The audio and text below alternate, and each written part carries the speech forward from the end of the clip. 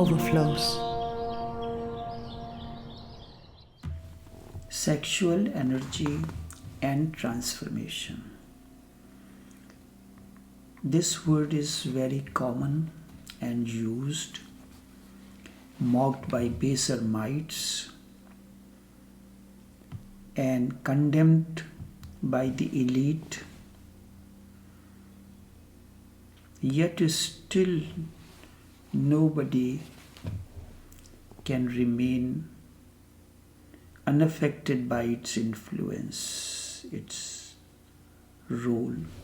Instead of using the word sexual energy, let us use the word life force, elan vitae, or existential bioenergy. The word sex has been tarnished by social conditionings. Remember, energy is one. The water that is flowing into your house is the same, coming from one source, but the different names are given for the purpose that it is used for and the outlet where it is released. It can start in the sex center to rise and spread all over the body, creating movements, sounds, laughter, tears, many different forms of expression.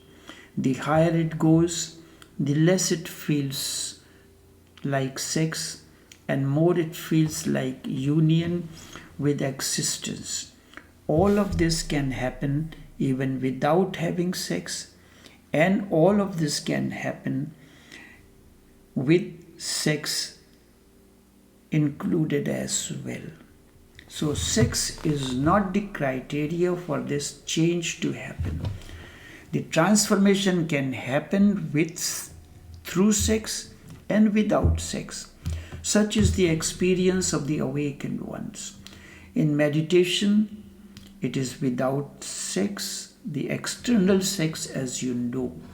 It is the union between the inner man and inner woman. And in the act of sex, as we know, it is the union or the harmony between the outer man and outer woman. It is a little bit complicated, that's why it becomes difficult. Both have their own problems and both have their own benefits.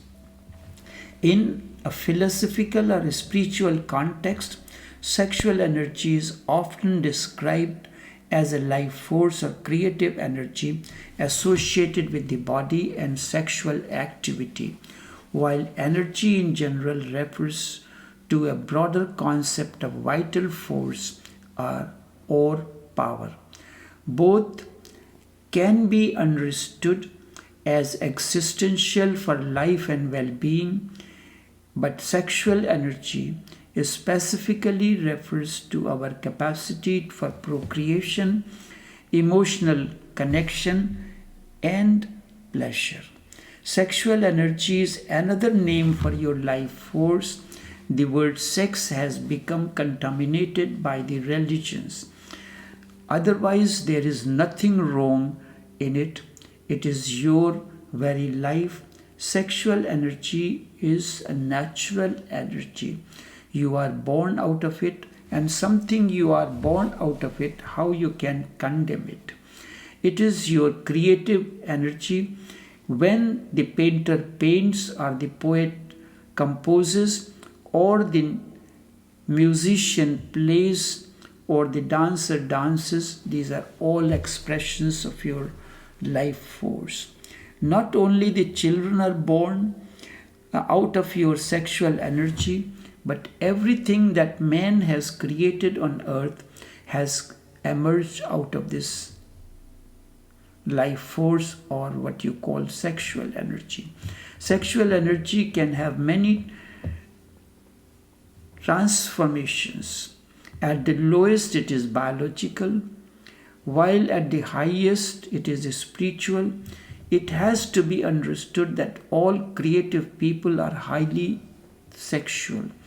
You can see the poets, you can see the painters, you can see the dancers, you can see the singers.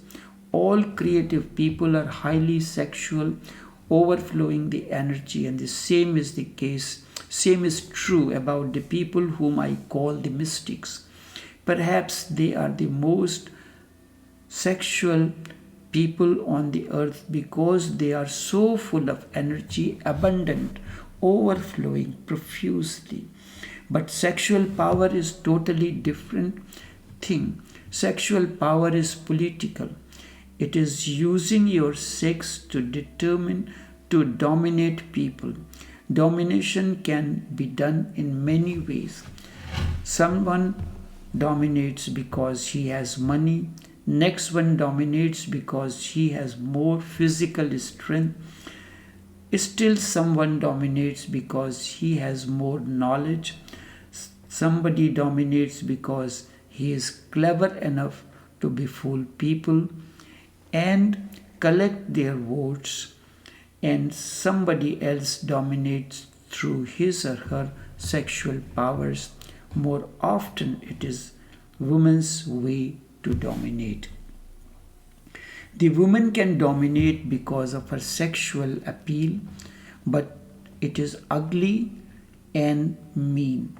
It is selling your body just to dominate. One of the most beautiful women in the world was Cleopatra. She was the queen in Egypt. Her country never went into war. However, whenever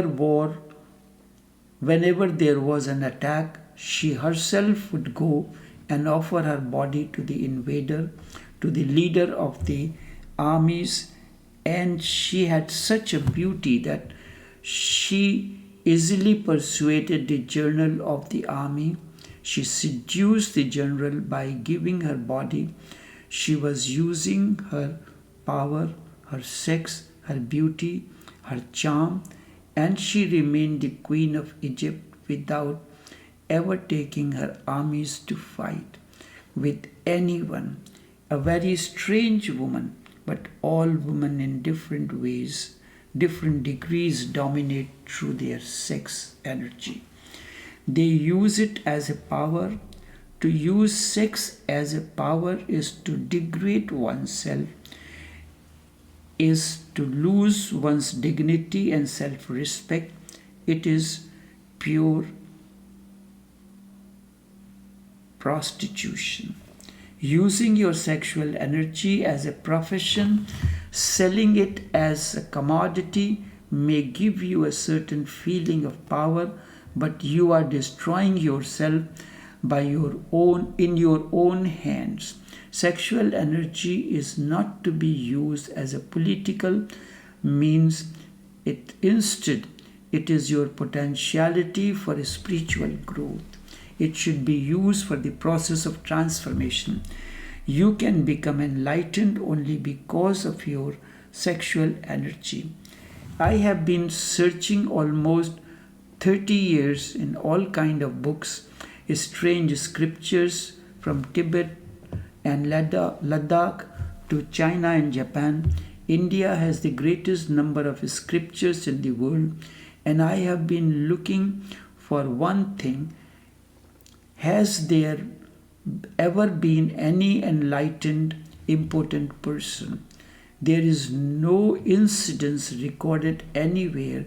An important person has never been a great poet, either, or a great singer, or a great sculpturist, or a great scientist.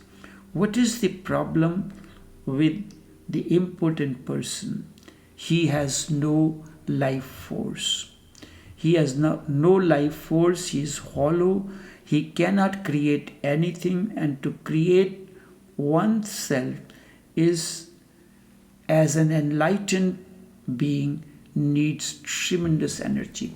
Tremendous energy is needed to create a body and to create a consciousness. You can imagine what kind of energy level, what kind of potential is needed, because you are committing suicide. Never use your sex as a commodity, as a strategy to dominate, Because you are committing suicide, you are destroying the power that can take you to the highest peak of consciousness. Sex has become a thing of marketplace.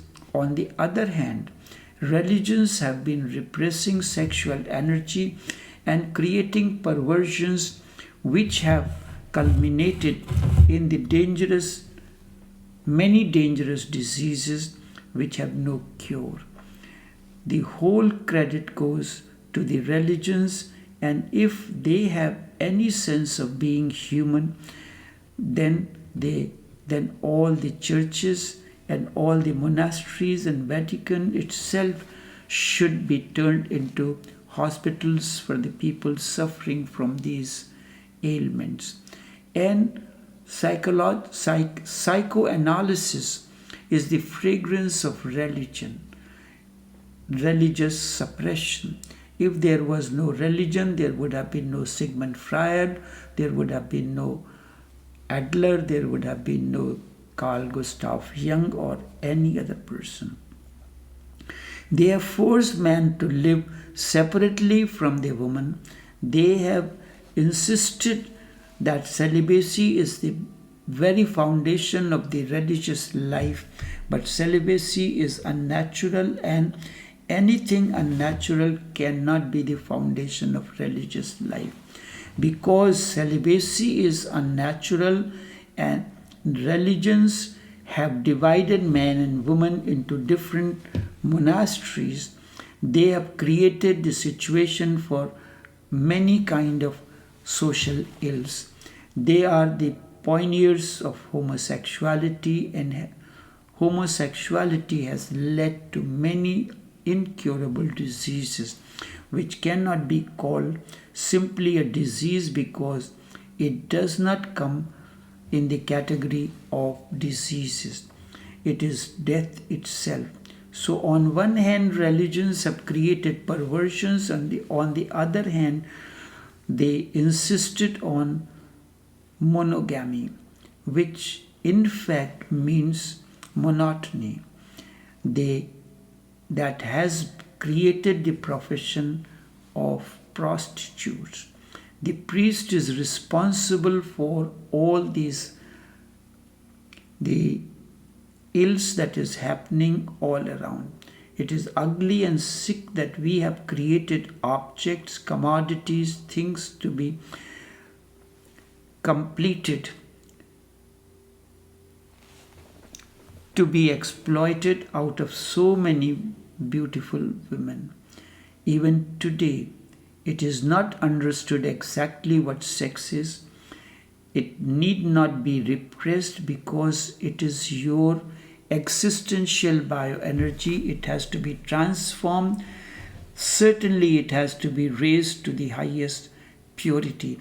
And as you start moving upward, the name of the ladder is meditation. Sex becomes love, sex becomes compassion, and ultimately sex becomes the explosion of your inner being, the illumination, the awakening, the enlightenment. But it is the sexual energy at the root cause, and it can rot, it can go into perversions, and if it is properly understood and naturally and helped, meditation will move upward and create spaces around.